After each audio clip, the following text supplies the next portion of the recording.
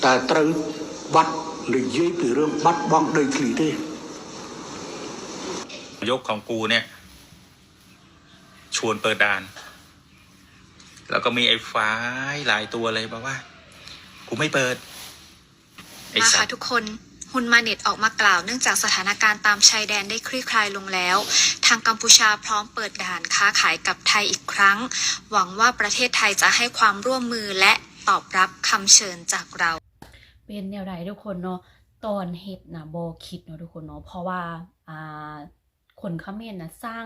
สิ่งที่บ่ดีให้ประเทศไทยหลายสมควรอีหลีเด้ทุกคนเนาะบ่ว่าจะเป็นในการยับยั้งธงชาติไทยเนาะแล้วก็เผาธนบัตรไทย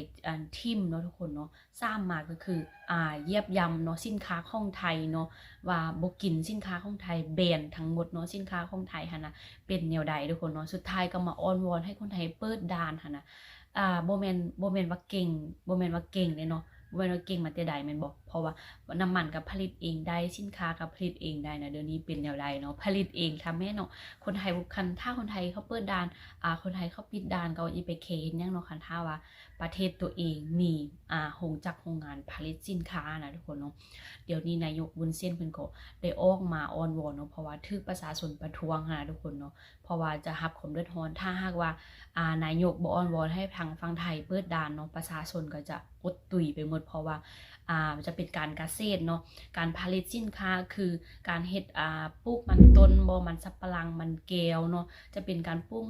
มะเขือบ่หรือข้าวโพดนะบ่สามารถจะนำส่งออกมาขายอยู่ประเทศไทยได้เนาะเพราะว่าปิดด่านเนาะเฮ็ดให้มีผลกระทบเสียหายหลายอย่างเนาะบ่ว่าจะเป็นน้ำมันอาหารการกินก็บ่สามารถเอาจากฝั่งไทยมาได้เพราะว่าเดี๋ยวนี้ไทยปิดด่านตายเลยทุกคนเนาะปิดด่านตายเลยเนาะบ่ให้ทางเขมรเข้าไปได้เลยเนาะเดี๋ยวนี้เนาะเป็นแนวใดเฮ็ดแนวใดเนาะวันนี้เนาะ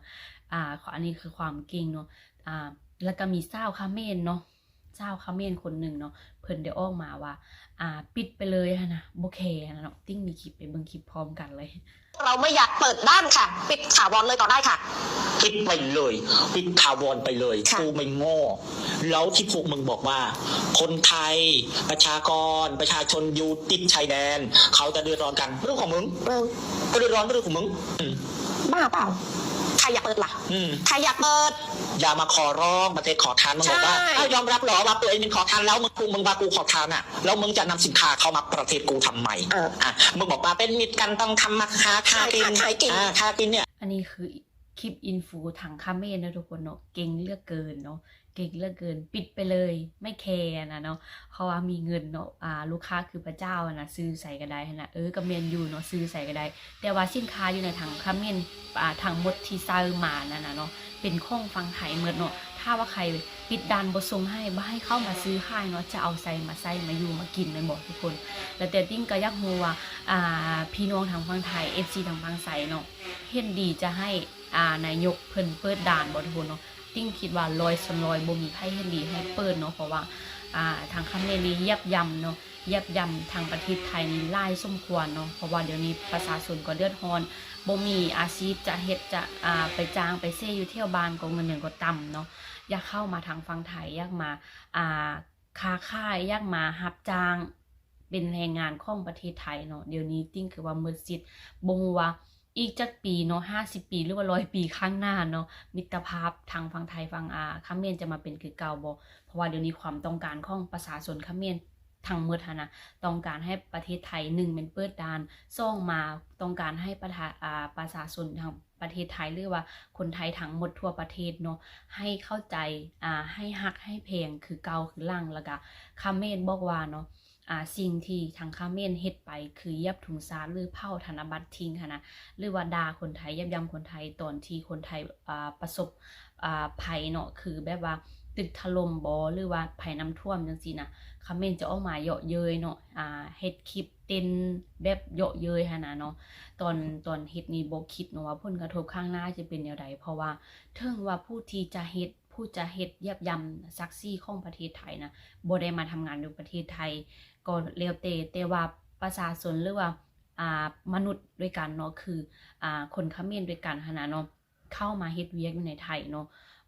มีไล่ส้มขวานนะบ่คิดว่าอนาคตข้างหน้าเนาะสมัยลูกสมัยหลานสมัยเล่นมันจะเป็นแนวใดเนาะเป็นมนุษย์ด้วยกันต้องสร้างความดีต่อกันเนาะเพราะว่าเขาต้องอาศัยเพื่อนบ้านเนาะเพราะว่าเขาต้องไปมาหาสู่ทำมาค้าขายห้ากันหาเนาะอันนี้คือคาเมนเฮ็ดเลยที่บ่คิดติ้งเชื่อว่าคนดีของคาเมนก็มีอยู่แต่ว่าบ่ออกมาปกป้องประเทศไทยเลยในระหว่างที่ว่าเกิดศึกสงครามหั่นน่ะเนาะทางคาเมนนี่อินฟูหลายๆซองเนาะหลายๆคนได้ออกมาเย็บยำอวดองค์ทนงตัวแบบว่าปิดไปเลยปิดกันบ่ไปก็บ่เคหั่นน่ะเนาะแล้วก็หลายๆอย่างอะไรที่เว้านะแต่ว่าคนดีๆเนาะบ่ออกมาปกป้องประเทศไทยเลยบ่ออกมาเว้าเข้าข้างคนไทยจักคนเลยเนาะมีแต่เย็บยำแล้วบ้านคนไทยเฮ็ดเทมาเนาะปิดชายแดนเนาะสร้างกำแพงนะเอาเหล็กลวดเหล็กน้ำเนาะไปอ้อมไปรอบหมดนะจึงออกมาบีบน้ำตาข้อร้องอ้อนวอนเนาะให้คนไทยเปิดให้คนไทยบ่ให้สร้างกำแพงแต่ว่าตอนเฮ็ดบ่คิดเนาะอันนี้คือติ้งว่าหั่นแหละเนาะส่วนหลายจุดจบของคนเขมรจะเป็นแบบนี้ทั้งหมดเลยเนาะไปเฮ็ดงานอยู่ฝั่งไทยคือกันจะติว่าค่าแรงน้อยอีหยังๆสิเนาะนายจ้างจังซี่บาทนายจ้างเฮ็ดมาแทนน่ะอ้อนวอนให้เนาะขอให้คนไทยให้โอกาสคือกันหมดทั้งหมดเลยเนาะอันนี้คือที่ติ้งเฮ็ดมาเลยทุกคนเนาะ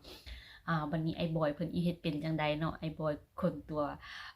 วเก่งตัวเด่นของเป็นลูกของเสด็จพ่อเนาะเสด็จพ่อวุ้นเส้นเนาะเดี๋ยวนี้เสด็จพ่อวุ้นเส้นเพิ่นก็ได้ออกมาขอร้องให้ฝั่งทางไทยเปิดด่านแต่ว่าคือจะบ่มีพ้นเนาะบ่มีพ้นแล้วทุกคนเนาะคลิปนี้FC เนาะมีความคิดเห็นจะให้ทางฝั่งไทยเปิดด่านบ่หรือว่าอีก50ปีหรือว่าจะให้เขมรรออีก50ปีบ่100ปีของเมียนมาทุกคนเนาะติ้งก็จะถ้าเบิ่งเนาะว่าคนไทยเฮาจะมีความคิดเห็นแนวใดเนาะเพราะว่าคนไทยเขาจะเป็นคนเมตตาเนาะมีความสงสารต่อมนุษย์ด้วยกันเนาะจะมีความเมตตาต่อเด็กน้อยผู้เฒ่าผู้แก่หั่นน่ะเนาะสงสารมาหมดแต่ว่าทางเขมรนี่บ่มีความสงสารแม้แต่น้อยเดียวเนาะทุกคนเนาะอันนี้เชื่อว่าจะอ่อนอยู่เนาะทางฝั่งไทยก็จะมีส่วนหนึ่งใจอ่อนอยู่เมตตาสงสารอยู่เนาะแต่ว่าคือจะเปิดยากหั่นแหละเนาะทุกคนเนาะคือจะเปิดยากเนาะทุกคนเนาะคลิปนี้ก็จะต้องขอตัวลาไปก่อนเด้อเอาไว้พบกันคลิปหน้าเนาะกราบสบายดี